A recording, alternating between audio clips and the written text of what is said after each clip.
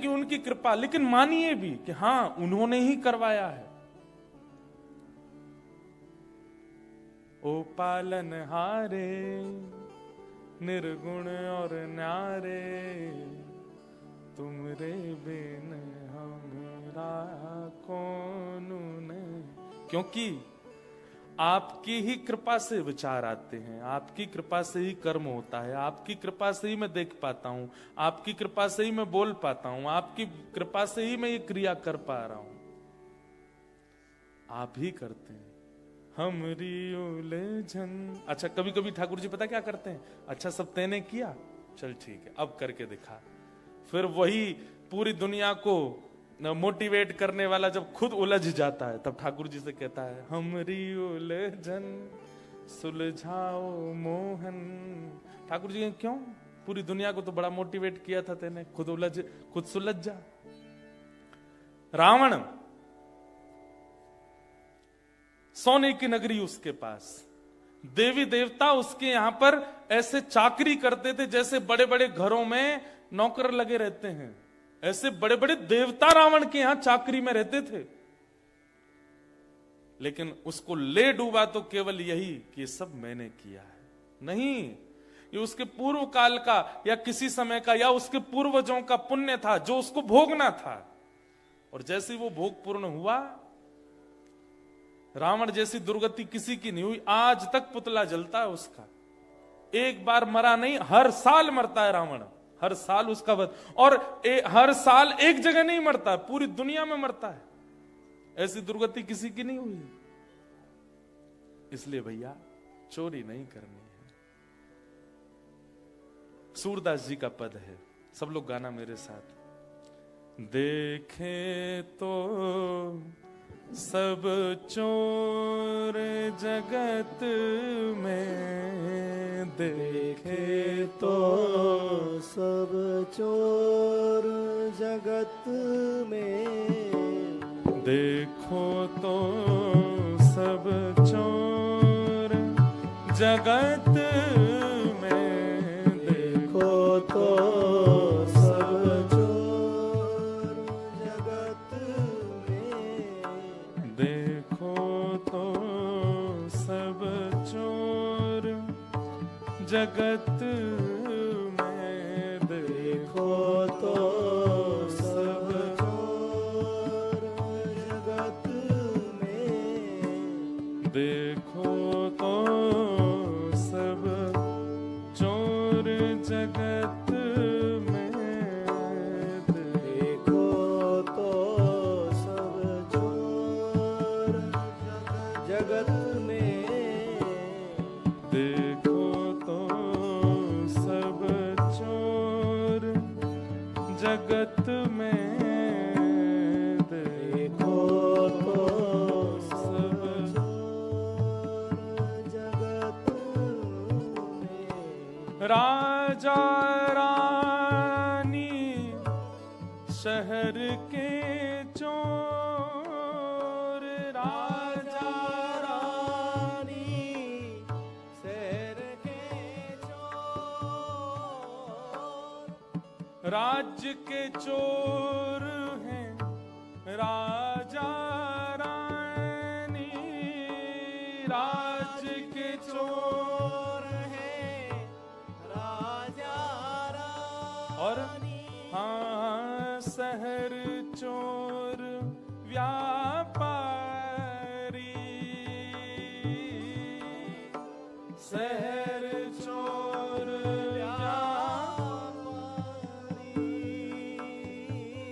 राज्य के चोर कौन है? राजा रानी। क्यों? पूरे राज्य को चलाने के नाम पर कर लेते हैं सबसे टैक्स, लेकिन बड़े बड़े पैलेसेस में रहते हैं, बड़ी बड़ी सुख सुविधाओं में रहते हैं, बड़ी बड़ी गाड़ियों में चलते हैं, हर प्रकार की सुख सुविधा किस नाम पर रहती है? भाई ये राजा हैं, इनको कोई दिक्कत नहीं होनी चाहिए, इनको कुछ हो गया तो राज्य कौन चलाएगा? लेकिन जितनी होनी चाहिए उससे अधिक व्यवस्थाओं में रहते हैं। किससे लेते हैं वो व्यवस्थाओं का कर? राज्य के लोगों से ही तो लेते हैं। इसलिए राज्य के चोर हैं राजा रानी, शहर चोर व्यापारी। व्यापारी जन बुरा नहीं मानना, सबका नाम है इसमें, सबकी बारी आएगी, सुनिएगा। शहर चोर व्यापारी मतलब अब टूरिस्ट जगह होती है तो वहां पर व्यापारियों का एक ही दिमाग चलता रहता है, ऐसा क्या टांगे हम बाहर कि आने जाने वाले लोग आकर्षित हों और खरीदें, या फिर ऐसा खिलौना बाहर रख देंगे कि बड़े नहीं होंगे तो बच्चे तो रोएंगे और रो रो करके माता ये चाहिए मुझे तो लेके चलो। और जब जैसे ही बच्चा रोना शुरू करता है माता पिता को पकड़े व्यापारी बड़ा खुश, हम आजा वो और 2-4 दिखा देता है तो बच्चा और मचल जाता है। माता पिता कहते हैं बस भैया इससे ज्यादा मत दिखाना, बहुत जिद करेगा नहीं तो। व्यापारी और बढ़िया बढ़िया, ये तो बच्चों के लिए। अब माताएं जाती हैं कुछ खरीदने के लिए तो व्यापारी जन सुंदर सुंदर जो पहनने वाली वस्त्र होती हैं उनको कैसे सजा के रखते हैं, किस लिए? ताकि आपके मन का चोर उसके प्रति आकर्षित हो और उनको कुछ मिले। सब ऐसे ही चलता है। ये पद क्यों गाया गया पता है? सूरदास जी ने क्रोध में इस पद को गाया। बोले क्यों? बोले दुनिया में एक ही चोर प्रसिद्ध है। बोले कौन? बोले माखन चोर। सबने हमारे ठाकुर जी को चोर कह दिया, अपने ऊपर देखा कभी कि तुम भी तो चोर हो? इसलिए क्रोध में सूरदास जी ने ये पद लिखा।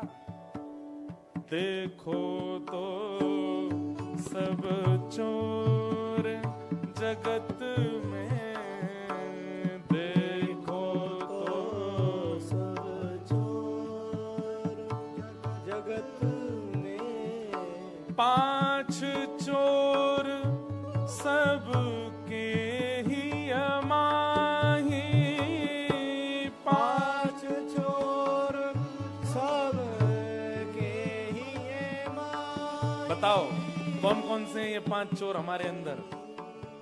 रूप, रस, स्पर्श, गंध और शब्द। ये 5 चोर हमारे अंदर हैं। पहला रूप, देखने के लिए। दूसरा रस, खाने के लिए।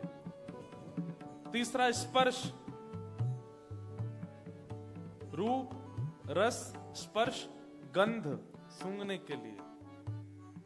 रूप, रस, स्पर्श, गंध और शब्द सुनने के लिए। ये 5 चोर सबके चित्त में है। ऐसा हो ही नहीं सकता कि किसी के अंदर ये 5 चोर एक्टिव ना हो। जिसके ये 5 चोर डीएक्टिव हो जाते हैं वही तो योगी कहलाता है, वही तो साधक कहलाता है। हम सब साधक नहीं है, योगी नहीं है।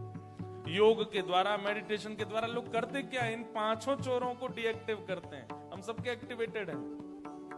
5 चोर सब के ही अमाही, 5 चोर सब के ही अमाही।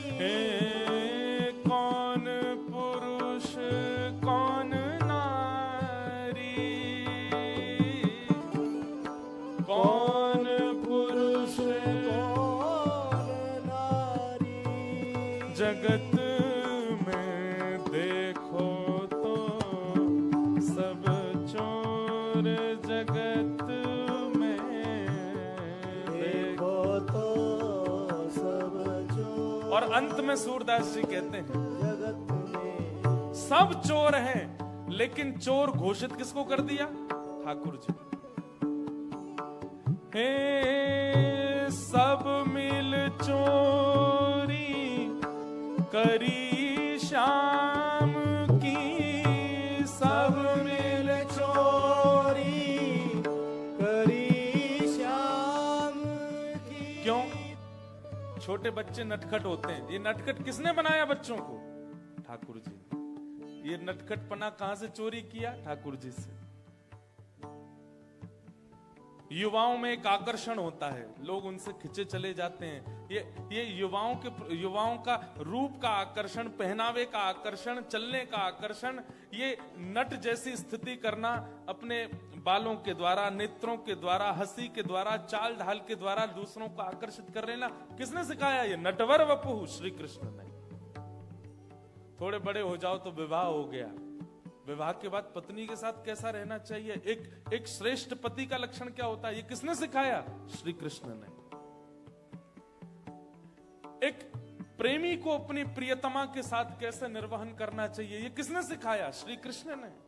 एक सखा को अपने मित्रों के साथ कैसे रहना चाहिए, किसने सिखाया? श्री कृष्ण ने। और एक ज्ञानी को ज्ञान कैसे देना चाहिए किसने सिखाया? श्री कृष्ण ने। एक युद्ध भूमि में किस प्रकार का प्रदर्शन होना चाहिए किसने सिखाया? श्री कृष्ण ने। अपने परिवार का पोषण कैसे होता है ये किसने सिखाया? श्री कृष्ण ने।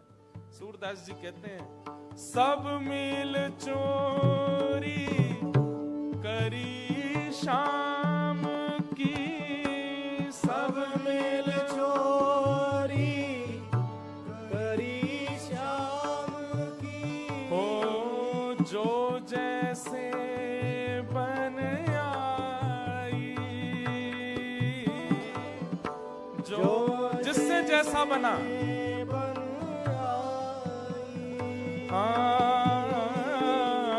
सूरदास सठ कहाँ लगी वरणो, सूरदास सठ कहाँ लगे वरणो। पर माखन चोर कन्हाई, माखन चोर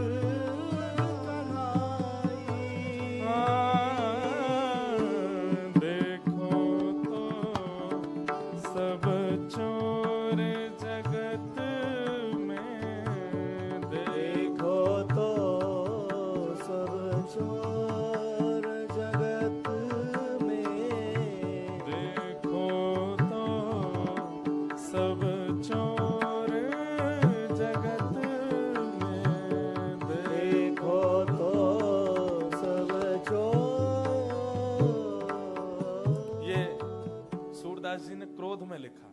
अरे बस चोर के नाम पे एक माखन चोरी दिखता है सबको, खुद को नहीं बोलते हो चोर। कोई पति श्रेष्ठ बन गया, कहां से सीख गया ये श्रेष्ठ पति बनना? श्री कृष्ण से आया है। कोई बहुत सुंदर बनकर के अपने रूप का गुमान, ये रूप लावण्य को सजाना, रूप लावण्य से आकर्षण का किसने सिखाया? श्री कृष्ण ने। कोई ज्ञान दे करके अपने आप को मोटिवेशन स्पीकर मानता है, कहां से आया ये मोटिवेशन? श्री कृष्ण से आया। कोई बहुत बड़ा राजनीतिज्ञ बनता है, ये राजनीति कहां से आई है? श्री कृष्ण से आई है। और जब कहने पे आते हैं कि चोर कौन? बोले माखन चोर। माखन चोर का नहीं। सूरदास जी गुस्से में ये पद लिख रहे हैं। इसलिए भैया ये अस्तेयम, चोरी ना करना, इसका मतलब क्या है? आपको एक बहुत बड़ा इस सूत्र है, अगर सदैव आगे बढ़ते रहना है, सदैव एक श्रेष्ठ व्यक्ति के रूप में स्थिति को बनाए रखना है, तो कभी भी क्रेडिट अपना मत लीजिए। आप कुछ नहीं कर सकते। हमेशा ये सोचते ही रहिए मैं तो लायक ही नहीं था, मैं योग्य ही नहीं था, मुझसे हो ही नहीं सकता था, पता नहीं कैसे हो रहा है। ये भाव सदा चित्त में रखो। धृति, क्षमा, दम, अस्तेयम, ये चौथा लक्षण है। समझ आ गया? अब पांचवा लक्षण, शौच। शौच यानी कि पवित्रता। ये पांचवा लक्षण है। अब यहां पर भी पवित्रता का अर्थ स्नान करना नहीं होता, अच्छे कपड़े पहनना नहीं होता, साफ सुथरा रहना नहीं होता। अगर पवित्र रहना, साफ सुथरा रहना ही श्रेष्ठ होता तो आपके ऑस्ट्रेलिया में बहुत साफ सफाई रहती है, बहुत क्लीन रहता है आपका ऑस्ट्रेलिया। यहाँ के लोग बागों को भी देखो तो देखने में ऐसे लगते हैं, आहा बिल्कुल गोरे चिट्टे, बढ़िया लगते हैं। कोट वोट पहन के, ब्लेजर पहन के, लंबे चौड़े जूत वूत पहन के, वो क्या पहनते हैं, हाँ वो बूट पहन के। लेकिन पूछो नहाए कब थे? एक बार एक टकराया था मुझसे, था वो हिंदुस्तानी, एक लड़की थी, उसको ऐसी बात हो रही थी तो मैंने पूछा अच्छा काम पे कितने बजे जाती हो? बोले मैं सुबह 7 बजे तो निकल जाती हूँ महाराज जी। मैंने कहा अच्छा, आती कितने बजे? मैं शाम 5 बजे आती हूँ। मैंने कहा अच्छा, फिर क्या? मैंने फिर घर के काम वाम, दोस्तों से मिलना या ये सब रहता है, और रात को मैं 10 बजे सो जाती हूँ। मैंने सुबह तो फिर बहुत जल्दी उठना। नहीं मैं 6:30 बजे उठती हूँ। मैंने कहा 6:30 बजे उठ के आप 7 बजे काम पे चली जाती हो? बोले हाँ। मैंने कहा नहाना धोना ये सब? बोले वो तो मैं रात को नहा के सोती हूँ। एक रात का नहाया 2 दिन तो चले ही जाता है।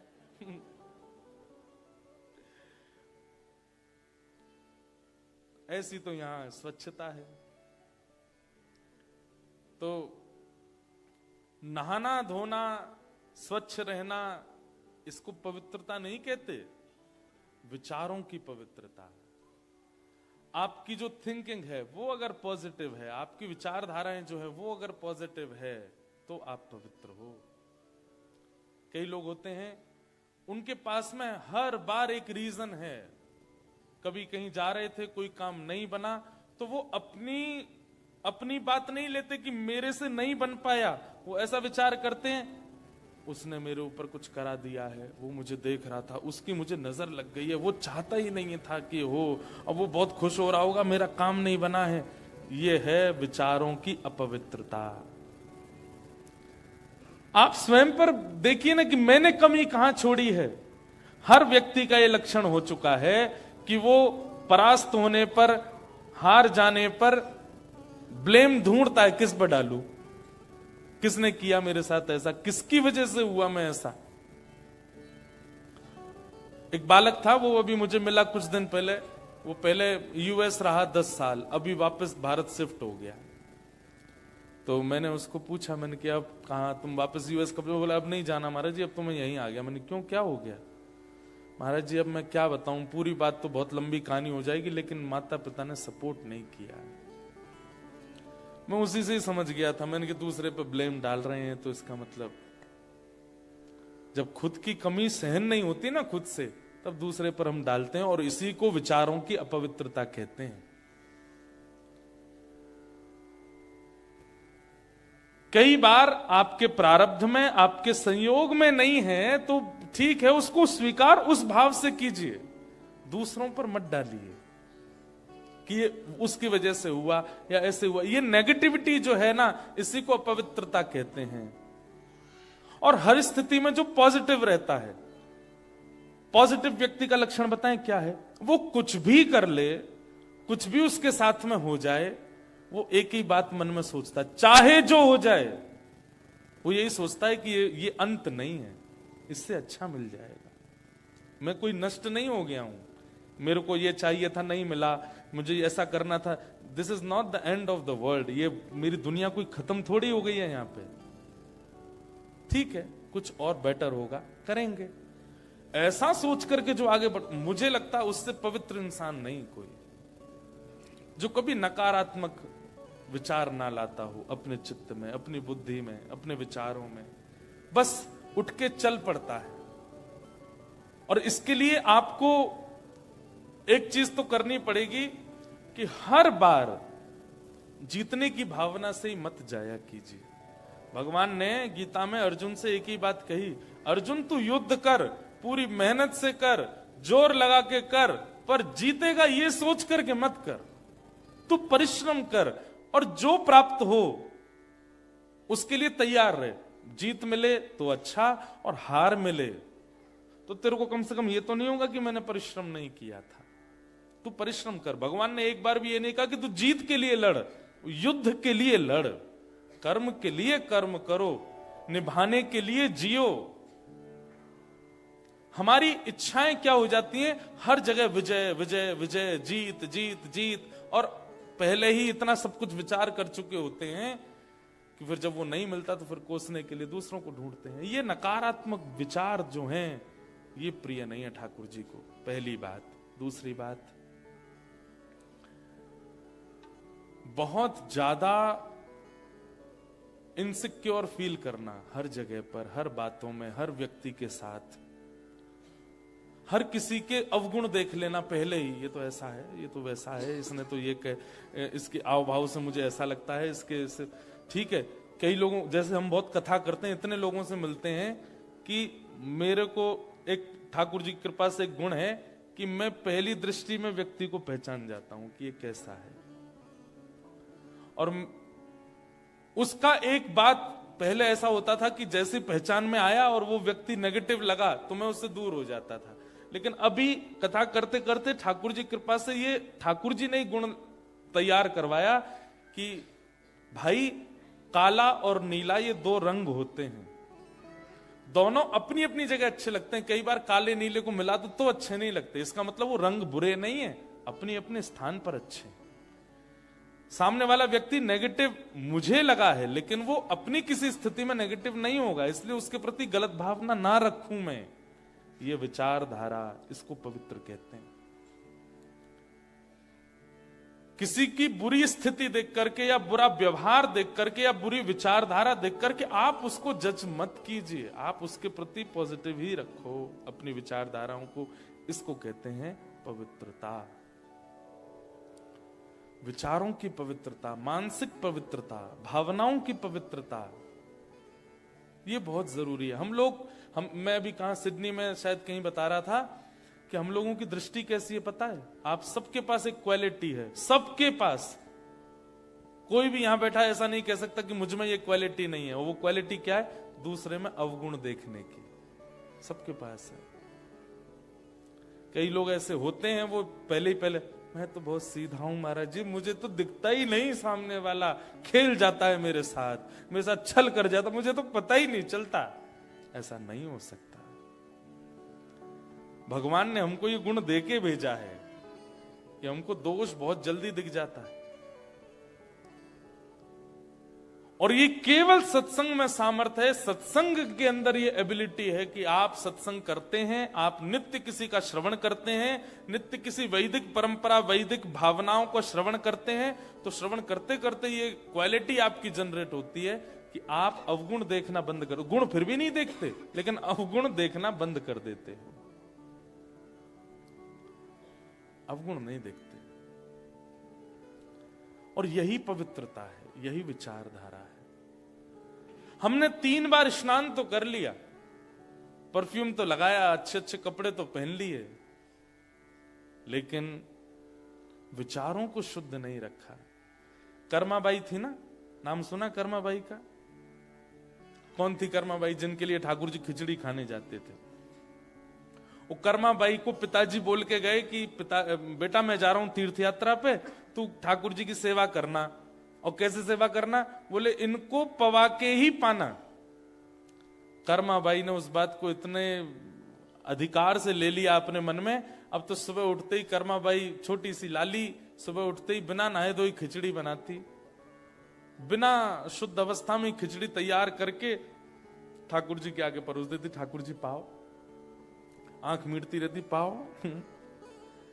कभी कभी तो बताते हैं कि वो दातुन करती थी और दातुन के पिछले भाग से खिचड़ी चला देती थी, ठाकुर जी के लिए बना रही है। और उस कर्मा की खिचड़ी को खाने के लिए ठाकुर जी महाप्रभु जगन्नाथ दौड़ करके आते थे। क्यों? क्यों? सीधी थी, सरल थी, सहज थी, पवित्र, भले ही बाहर से ना हो भीतर से थी। ऐसी उनके विषय में कथा आती है कि एक बार कर्माबाई जब थोड़ी बड़ी हो गई तो राजस्थान की थी, और राजस्थान से फिर वो जगन्नाथपुरी चली गई। उनको किसी पुजारी ने जगन्नाथपुरी से आकर के कहा, कर्माबाई हम जानते हैं कि जगन्नाथ जी आपके पास खिचड़ी खाने आते हैं, पर आपको पता है राजस्थान से जगन्नाथपुरी कितना दूर है? ठाकुर जी दौड़ करके, भाग करके, बीच में कितने निष्ठुर मार्ग से ठाकुर जी आते हैं और आकर के यहाँ खिचड़ी पाते हैं, तुरंत दौड़ करके वापस जाते हैं और वहां पर ब्रह्म वेदी पे खड़े होते हैं। हमने दर्शन किया, ठाकुर जी को कभी यहाँ से छिल जाता है, ठाकुर जी के वस्त्र फट जाते हैं, कभी कुछ श्रम होता है। कर्माबाई बोली, ठाकुर जी इतने साल तक मेरे लिए यहाँ आए, अब मैं सब छोड़ के वहीं रहूंगी। तो कर्माबाई जगन्नाथपुरी चली गई, वहीं रहने लगी। तो ठाकुर जी बड़े प्रसन्न, अब तो मैया बगल में ही आ गई। तो सुबह सुबह मंगला में ही ठाकुर जी जाते थे। आज भी उस खिचड़ी का नाम कर्मा की खिचड़ी है, आज भी पाते हैं ठाकुर जी। तो एक महात्मा कर्माबाई के पास गए, और कर्माबाई के यहाँ रोज संतों की भीड़ लगती थी। क्यों? क्योंकि सुबह जब ठाकुर जी आते थे ना, तो ठाकुर जी का कुछ अवशेष उनके घर पर रह जाता था, उसका दर्शन करने आते। आज ठाकुर जी की माला रह गई, आज ठाकुर जी का वस्त्र रह गया, आज ठाकुर जी का चंदन रह गया, आज ठाकुर जी की सुगंधी घर में आ रही है। तो संत आते थे दर्शन करने। एक संत बैठे रहे, कर्मा बाई बोली, आपने दर्शन किए, ठाकुर जी की माला के? बोले मैंने किए, लेकिन मुझे कर्मा तुमसे बात करनी है। कर्मा बाई बोली बताइए। बोले बेटा तुम मानो तो मैं कहूं। बोले नहीं आप कहिए, मैं मानूंगी। स्नान करके प्रसाद बनाया करो। मैं महाराज जानती हूं, पर ठाकुर जी को प्रिय ही वैसे लगता है, मैं क्या करूं। सुबह उठते ही मैं खिचड़ी बनाती हूँ, इतने में तो आ जाते हैं द्वार पे, खटखटाते हैं, खोलो, बैठा के उनको पवाना पड़ता है। अब इतने में स्नान के। बोले नहीं, देखो ये तुम्हारे पूर्व जन्म के सत्कर्म है कि जगन्नाथ जी तुम्हारे यहाँ प्रसाद पाने आते हैं, लेकिन जिस दिन पूर्व जन्म के कर्म समाप्त हो जाएंगे, महाप्रभु जी नहीं आएंगे, फिर तुम रोती डोलोगी सब जगह। कर्मा बाई डर गई। बोले जगन्नाथ जी आना बंद भी कर सकते हैं मेरे यहां? बोले हाँ, जिस दिन तुम्हारे पूर्व के सत्कर्म समाप्त हो जाएंगे जगन्नाथ जी नहीं आएंगे फिर। उसने कहा मैं क्या करूं कि जगन्नाथ जी कभी आना बंद ना करें। बोले अब तुम और सत्कर्म बनाओ। बोले कैसे? सुबह जल्दी उठो, जल्दी उठ करके पहले समुद्र में स्नान करो, नमकीन स्नान करके फिर घर पे आके शुद्ध जल से स्नान करो, और स्नान करके फिर तिलक स्वरूप लगाओ, गले में कंठी धारण करके, और फिर अन्नपूर्णा मैया को प्रणाम करो, अग्नि में प्रयोग होने वाली लकड़ियों को सिर से लगा लगा के चंदन पुष्प अर्पित करके उनको धरो, फिर अग्नि प्रज्वलित करो, फिर उस कढ़ाई का पूजन करो जिसमें भोग बनेगा, और फिर उसमें एक एक वस्तु डालो, मुख पे पट्टा बांध के बैठो, तुम्हारी श्वास भी नहीं जानी चाहिए। इतने नियम बता दिए कर्मा बाई को। कर्मा बाई सब लिखती गई, ठीक है कल से ऐसे ही बनाऊंगी। दूसरे दिन कर्मा बाई सुबह उठते ही पहले समुद्र स्नान करने गई, फिर घर आके शुद्ध जल से नहाई, एक एक लकड़ी को पूज पूज करके चंदन लगा के धरे। इतने में ठाकुर जी आ गए। खोलो। कर्मा बाई जल्दी आई, गेट खोली, चुपचाप बैठ जाओ यहीं पे। ठाकुर जी, सुभद्रा जी, बलभद्र तीनों बैठ गए, और तीनों देख रहे हैं क्या कर रही है। अभी तो लकड़ियों का पूजन चल रहा है। बलराम जी के लाला जी का है मैया चुप रहो, अभी रुक जाओ, अभी बना रही हूं ना। और रोज ही आते थे ठाकुर जी, तो लकड़ी का पूजन चल रहा है, फिर उसके बाद चूल्हे का पूजन, फिर अग्निदेव का स्मरण किया जाए हो। अग्निदेव प्रज्वलित कर दिए, अग्नि प्रज्वलित हो गई, फिर कढ़ाई आई, कढ़ाई पर चंदन लगाया गया, पूरी पे मट्टी का लेप लगाया गया, जैसे जैसे महापुरुष बता के गए। मुंह पे पट्टा बांध करके आई। ठाकुर जी देख रहे हैं आंख फाड़ के। दाऊ दादा मंगला का समय हो रहा है ना जी, क्या कर रही है ये? और उस दिन ऐसा हुआ, मंदिर से घंटे घड़ियाल बजने लगे, मंगला का समय हो गया, खिचड़ी आधी बन पाई, और ठाकुर जी दौड़ करके मंदिर पहुंच गए। कर्माबाई की उस दिन खिचड़ी नहीं पाई ठाकुर जी। इतनी रोई कर्माबाई, बस प्राण निकलने को हो गए थे। तब ठाकुर जी आए रात्रि में, और आकर के बोले मां मैं आया तो था, पर तू क्या कर रही थी? एक एक लकड़ी का पूजन कर रही थी, चूल्हा जला दे उसका ये कर, चूल्हा में बर्तन पूज, ये सब क्यों करना था? और आज तू बड़ी नवी धुबी सी लग रही थी हमको। बोले आज जैसे शास्त्रों में परंपरा है आपके प्रसादी बनाने की, उस परंपरा से मैं बना रही थी। ठाकुर जी पता क्या बोले? बोले मां जो भीतर से पवित्र नहीं है ना, उनके लिए इतनी पवित्रता का विधान है। तू तो भीतर से इतनी पवित्र है, तेरे लिए बाहर का स्नान करना, बाहर से व्यवस्थित होना, ये सब तेरे लिए जरूरी नहीं है। तू वैसे ही बनाया कर जैसे तू हमेशा बनाती है, तू वैसे ही बनाया कर मां। और ये नाम कर्मा तभी पड़ा, उस दिन देरी जब कर रहे थे तो ठाकुर जी बोले जल्दी कर मां, जल्दी कर मां, जल्दी कर, मंगला को समय है गो, इसलिए नाम पड़ा उनका कर्मा बाई। और उस दिन से फिर से कर्मा बाई बिना नहाए धोए बनाने लगे, और ठाकुर जी पाते। इसका मतलब क्या है? ये शास्त्रीय विधान, अपरस की सेवा, स्नान करना, शुद्ध रहना, पवित्र रहना, किसी से छुपना नहीं, ऐसे रहना, अदब में बैठना, आसन लगाना, ये उनके लिए है जिनका चित्त पवित्र नहीं है। उनको बाह्य पवित्रता करनी पड़ती है, पर जो भीतर से पवित्र हैं उनको बाह्य पवित्रता की आवश्यकता नहीं होती है। तो यहां शौच का मतलब बाह्य पवित्रता नहीं, आंतरिक पवित्रता। और उसमें एक ही लक्षण आप ले आइए, यहीं से प्रारंभ कीजिए कि अब दोष देखना बंद कीजिए सब में। बहुत ज्यादा दोष जब आप देखने लगते हैं ना, तो वही दोष देखने की आपकी आदत बहुत सारे विकार आपके चित्त में ले आती है। नेगेटिविटी आ जाती है, विचारों की शून्यता आ जाती है, एंजाइटी होने लगती है, डिप्रेशन होने लगता है।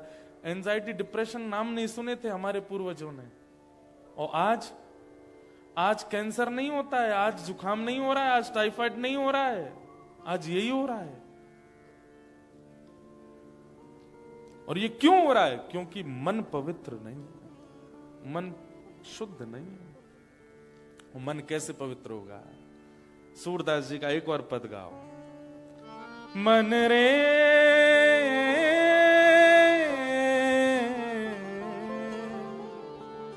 कृष्ण नाम कह लीजे,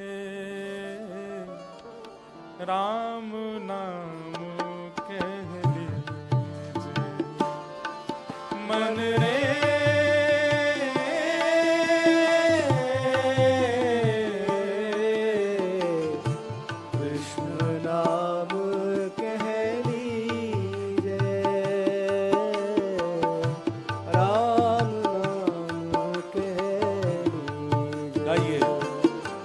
मन रे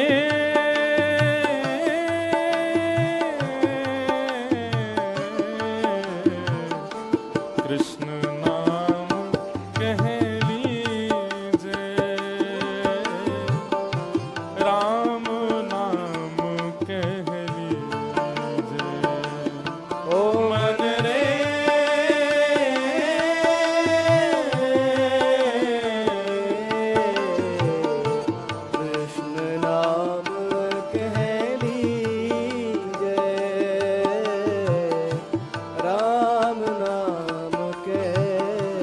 वृंदावन बिहारी लाल की जय हो।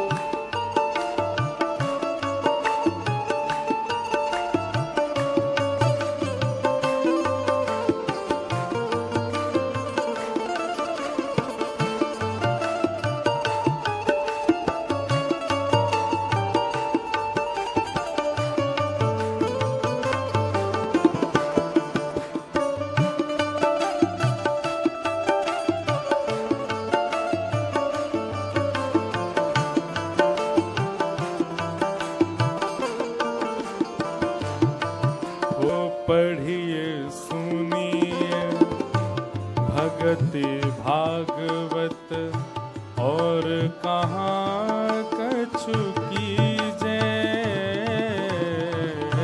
पढ़िए सुनिए भगति भागवत, और कहाँ कछु कीजे।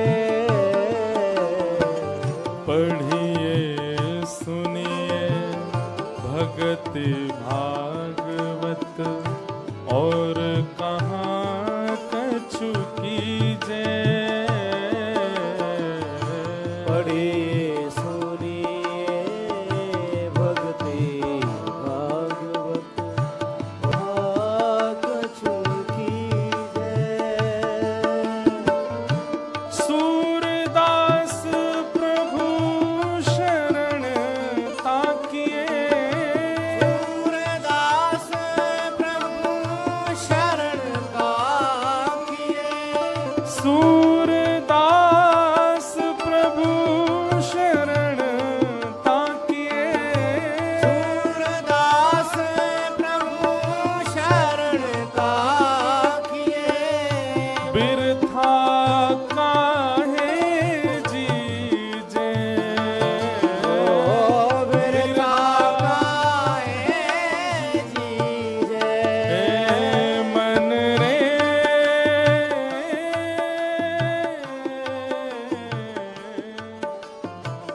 कृष्ण